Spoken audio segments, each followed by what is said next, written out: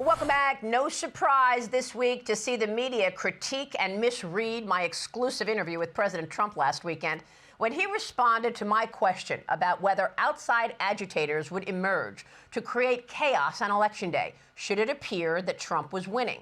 Instead, most media outlets cut out my question entirely to suggest Trump wanted the military to take down his political enemies. Here's a clip.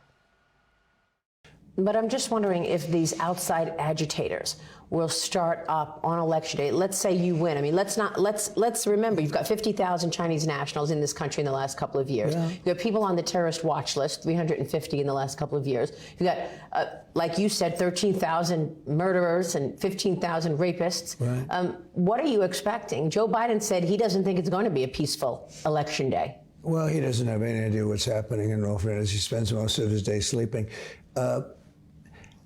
I think the bigger problem is the enemy from within, not even the people that have come in and destroying our country. By the way, totally destroying our country. The towns, the villages, they're being inundated. But I don't think they're the problem in terms of Election Day. I think the bigger problem are the people from within. We have some very bad people. We have some sick people, radical left lunatics.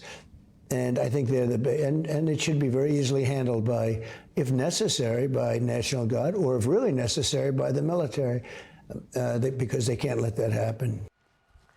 Following my interview, Democrats and many mainstream media outlets constructed their own political narrative without including the full context of the Q&A about outside agitators on Election Day. Among the media outlets that ran misleading headlines, NPR, Vanity Fair, The Guardian, many others. And this is how the interview was covered on television. Watch this.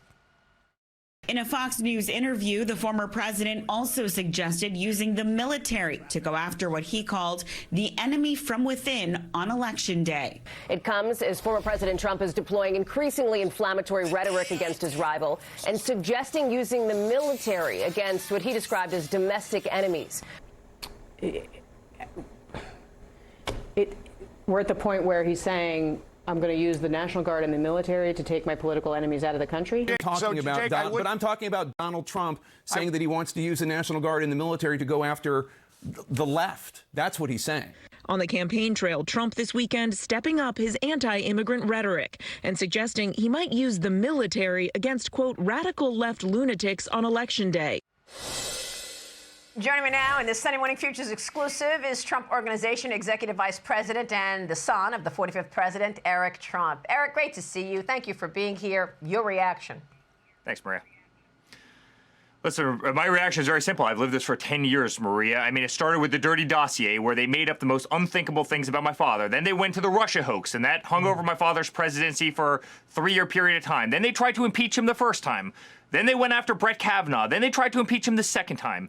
Then they raided his home. They raided Melania's closet. They raided, Barron's room. Then they tried to take him off the ballot in Colorado. Then they tried to take him off the ballot in Maine. Then they weaponized every AG and DA in Atlanta, in New York, in Washington, D.C. to go after my father. Then you had, Page and Strzok and Comey. You had me getting 111 subpoenas. You had them ban him from Twitter, ban him from Facebook, ban him from Instagram. Then I mean, where do you want me to stop? And that's exactly what my father's talking about. That's the enemy within. You see ABC, you see 60 Minutes. They literally take Kamala Harris interviews and they edit them. They edit them to make her sound intelligent, to make her sound smart when she totally botches the questions. I mean, between the censorship and the legal lawfare and the political lawfare and the corruption and the weaponization of every political institution, there are tremendous enemies within, and there's not a single person, Maria, watching us right now. There's not a single people who haven't felt the degradation of our government and our system and our country under these people. Yeah, no, I understand what you're saying in terms of the enemy from within, but what I'm saying is President Trump, and I know that you've heard your father talk about how he likes to weave.